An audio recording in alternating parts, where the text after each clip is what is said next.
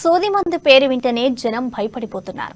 తాజాగా సూది మందు గురించి విన్న ఓ విద్యార్థి భయపడి తన ప్రాణాల మీదకు తెచ్చుకున్న ఘటన ఖమ్మం జిల్లాలో జరిగింది.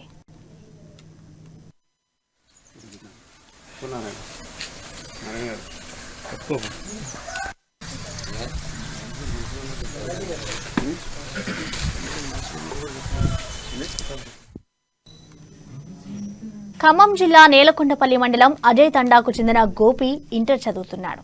రోజులాగానే కాలేజీకి వెళ్లేందుకు ఆటో ఎక్కాడు. ఆటోలో డ్రైవర్తో పాటు మరో వ్యక్తి ఉన్నాడు. ఈ క్రమంలో వారు ఇటీవల ముదుగుండలో జరిగిన ఇంజెక్షన్ హత్య ఘటనను చర్చిస్తూ ఒంటరిగా ఉన్న నీలాంటి వారికి సూది వేయడం చాలా సులభమని గోపితో అన్నారు. వారి మాటలకు భయపడిన విద్యార్థి ఆటో ఆపమని డ్రైవర్తో చెప్పగా అతను ఆపకుండా వెళ్లడంతో ఒక్కసారిగా అతను ఆటోలో నుంచి దూకాడు. తమ గ్రామానికి వెళ్లి విషయం గ్రామస్తులకు తెలిపాడు. గ్రామస్తులు అక్కడికి వచ్చేసరికి ఆటో అక్కడి నుంచి వెళ్లిపోయింది. ఆటోలో నుంచి దూకిన గోపికి తీవ్ర గాయాలయ్యాయి.